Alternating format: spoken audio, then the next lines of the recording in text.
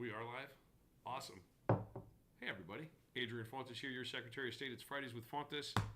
And we've got a little bit of a conundrum with our coffee cups. I just was looking at them. As you know, this is our National Association of Secretaries of State coffee mug with the Trusted 2024, Trusted Info 2024 logo. This mug, on the other hand, has a curious thing about it, and I hope you can see it. On the backside, it has the preamble to the Constitution of the United States of America. We the people of the United States in order to form a more perfect union, and etc. And I picked it up and I immediately saw something wrong with it, and I thought, holy mackerel, this seal of the United States of America is backwards. Look at it. You see this? The olive branch for peace is supposed to be on this side, and the arrows for strength are supposed to be on that side. And then I looked a little more closely, and the A Pluribus Unum is backwards. So whoever made this mug, thank you for the preamble, but you got the bird backwards. Anyway, happy Friday. We're here to chat about early voting, and early voting. Early voting began on October 9th. I should know that's the day that I voted. A week ago, Wednesday, it was pretty awesome. Regular early voting ends on November the 1st. Emergency voting, show up, tell them why you can't vote Tuesday. You're off to go. In person or by mail, you can vote. Most Arizona voters already have their ballot in the mail. In some circumstances, rare circumstances, you haven't got it yet, but you should be getting it. If you don't, by the end of the day today, right, I think is what we're doing, asking folks, contact your county recorder, because it is the counties who actually distribute your ballots. If you've got any questions, you can go to arizona.vote for information on how to contact those folks. But it's super important, so we want to make sure that everybody votes early. One of the other things that has to do with elections and technology, that confluence of really interesting topics, we have created in my office an AI advisory committee. It's called the Artificial Intelligence and Election Security Advisory Committee, which is the formal title, which is too much. It's just the AI Advisory Committee to me. We released 4 key recommendations for folks when it comes to elections and artificial intelligence. It's a one-pager, real simple, sort of a boil down of a lot of the stuff that we've been talking about. And it's a really impressive committee. I love the fact that so many folks came and are part of it. We've got folks from Meta, from Microsoft, from Google, big tech companies like OpenAI are participants. We've also got some folks in the technology space in some of those non-governmental agencies, nonprofit agencies that study this stuff, and the academy, universities, and professors from different spaces, folks in nonprofit organizations. It's a really fascinating group of people that come together, and we convened them here under the umbrella of the Secretary of State's office to make sure that we're gleaning the best information that we can and getting good advice on how to move forward with some of these issues. We want to make sure that with the rise of false information, we stay informed and we keep you informed. So those 4 basics are learn, engage, question, and report. We've got those available at azsos.gov. That's azsos.gov.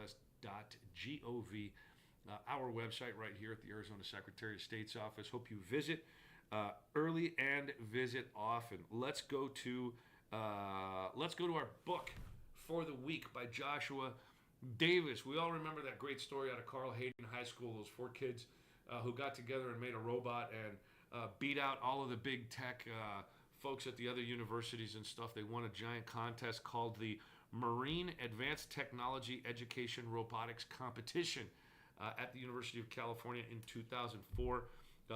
4 Latino kids from Carl Hayden High School. The book is called Spare Parts. It's by Joshua Davis.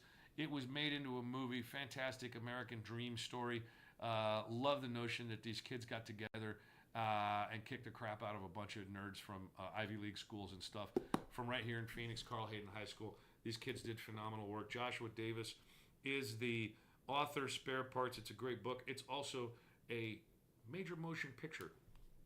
So get a hold of that and take a look at it to learn another Arizona story. Let's go to some questions because we've got a whole bunch of them. One of them just popped over to me that was not part of our other questions today.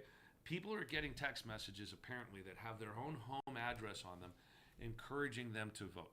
And they're wondering, where are people getting this information? Listen, Your address is public information. That's just the way it works. People can go to the county assessor's website, county recorder's website.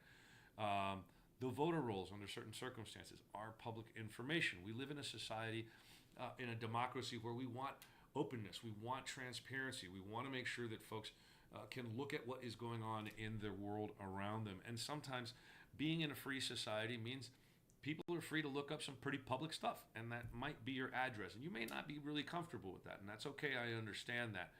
But the rules are the rules right now.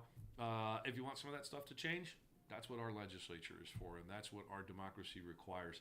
But right now, if you get a text message that comes to you, chances are somehow, some way, information that linked your phone number and your address got together with information that there's a registered voter associated with those numbers.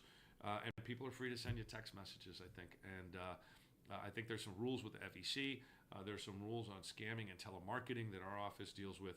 But when it comes to text messages like that, these things happen. I wouldn't worry too much about it.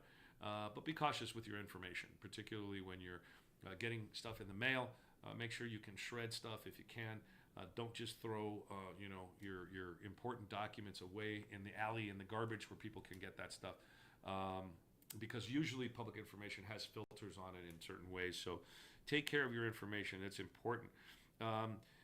Next question. If someone has a vote by mail ballot, how do they drop it off on election day? The question continues. I could not find the information on the AZSOS website.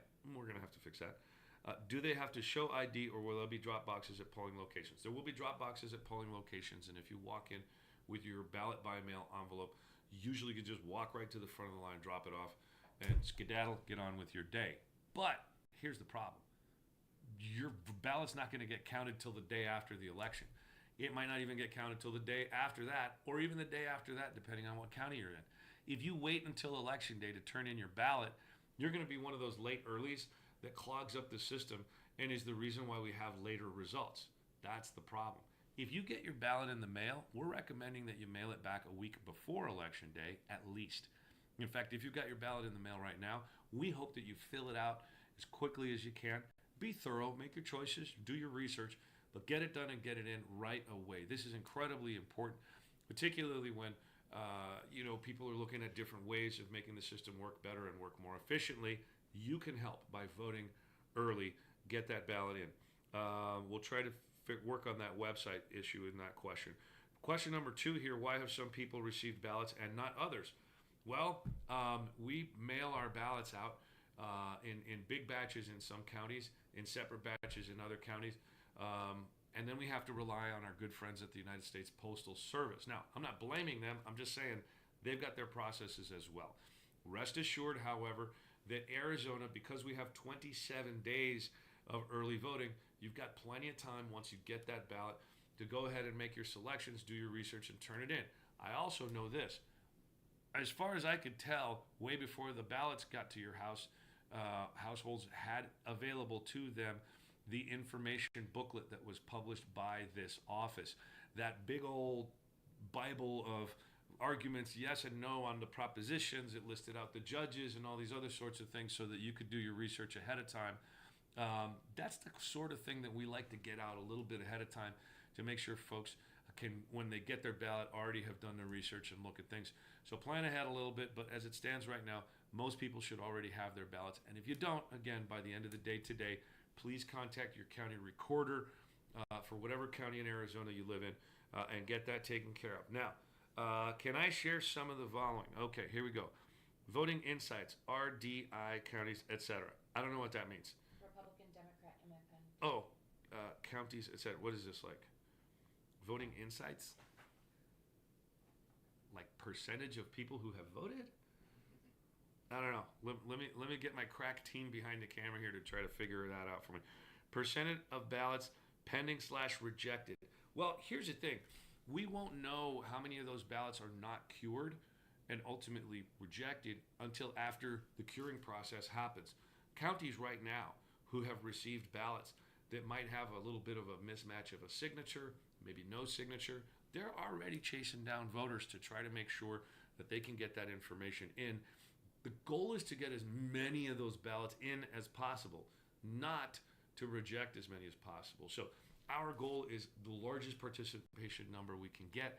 And so I know counties across Arizona are starting that mad scramble to get, as those votes come in, as those ballots come in, if there's a mismatch, if there's a missing signature, if there's some other kind of issue, to try to resolve that. So we won't have any of those percentages until after Election Day, because that number is very much a moving target. Ballots keep coming in, these issues get identified, they get resolved, and a lot of that happens in the same day, day after day after day through early voting. So it's really hard to pin that down. It's sort of, how do you solve a problem like Maria, right? How do you get a cloud and pin it down? Am I aging myself a little bit there? A little bit? Okay. Anyway, so we won't have that number for a while. The list is too dynamic across the entire state to look at. How do you obtain a replacement mail-in ballot right away? Go to a vote center or call your county recorder. You have until October the 25th to order your mail-in ballot. If you need a replacement ballot, you have until October 25th. Each of the counties has a website. You can go to arizona.vote and find out how to get to your county recorders. Remember, our office, when it comes to elections, is more of a regulator than an administrator. The counties are the ones that handle all of the ballots. They're the ones that do all of that stuff. We definitely want to help them, and we've been helping them prepare for the last year and a half of this administration plus. But it is the counties who handle that stuff. So contact your county recorder, early voting division within the election department if they have one. Let's see. Friend's ballot was received torn. He lives in Chandler in a long-term care facility. There's one other option that we have, particularly in Maricopa County, where Chandler happens to be located, and that is what's called an SEB, a Special Election Board. If there is someone who, for whatever reason, isn't able to make it either to a polling place or has some sort of a disability that prevents them from interacting with their ballot for whatever reason, Maricopa County's got a great set of SEBs, and here's how they work. You get a bipartisan team, two different parties will take an actual ballot to the voter, administer the ballot, bring it back, sign off that they won't tell anybody what the choices were, and then hand it over for ballot duplication. Then the ballot ends up getting tabulated. This is a standard procedure across the state. And let me tell you a quick story. When I was the county recorder in Maricopa County, we expanded the use of SEBs because it was just kind of hit and miss before I got there. If they had resources, they'd do it. We dedicated a coordinator to make that happen for folks. There was a woman who I think now lives up in the mountains, I think in Pine Top Lakeside area, something like that. She was a Maricopa County voter, and she had a rare disorder that made her allergic to like everything. She was kind of allergic to the air outside. Her house was sort of like a bubble. She was allergic to the ink on the ballots that we used to print the ballots. That's how rough her life was. Very isolated and very unfortunate situation, but she wanted to vote. And as an American, she deserved the dignity and respect of having that vote. So we sent an SEB, a Special Election Board, to her house. They sat outside the front window on the porch. She told them, as they read through the ballot, what her selections were going to be. They took their oath of secrecy to protect her anonymity and her choices. She got to vote. And she had actually contacted me on Facebook many years ago. She knew somebody that knew me or something. And I was so proud of the fact that we were able to do that. That's the kind of thing that we love about Arizona's election administrators. Every other person who's in that county recorder chair in Arizona right now or then would have done the same thing if they'd had the resources. We want our folks to vote. We're going to do everything we can to make that happen. And even if your ballot got to you torn, we're sorry to hear that. Sometimes you can get it back as long as the envelope's in good shape, and then they'll make the repair when it gets back. But you can always order a replacement ballot in the mail as long as you do it by October 25th. You've got to get it by the 25th so they can mail it to you and you can get it back to us. That's going to be a wrap for today, folks, unless we've got any online questions. We have no online questions at this time. That's a bummer. I mean, Just make sure the envelope has... Signature. oh yeah, make sure you sign your envelope, and please put your phone number on there. Let me tell you why. If there is an issue with your signature, the best way to get a hold of you is a little ringy-dingy, and you can resolve the issues. They'll do some Q&A to make sure that your identity is correct, and they'll say, hey, what's going on? And you can say, I got a broken arm. My hand is in a cast. It didn't look right. I, sprained my thumb because I was playing too many video games or whatever. You can talk to them and get that cured up. So that's why it's important. Sign the envelope. Make sure you try to sign your own envelope. A lot of times there'll be household swaps where a couple people live in the same household and they'll sign the wrong envelope. That has happened in the past, so pay attention to that.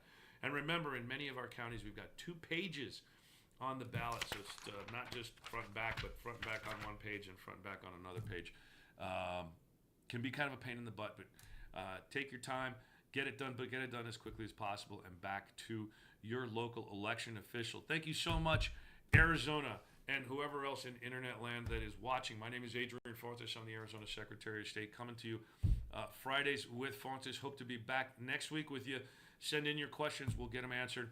Have a great weekend this weekend, and make sure, if you're still swimming, although it's getting a little chilly out there, watch your kids around water.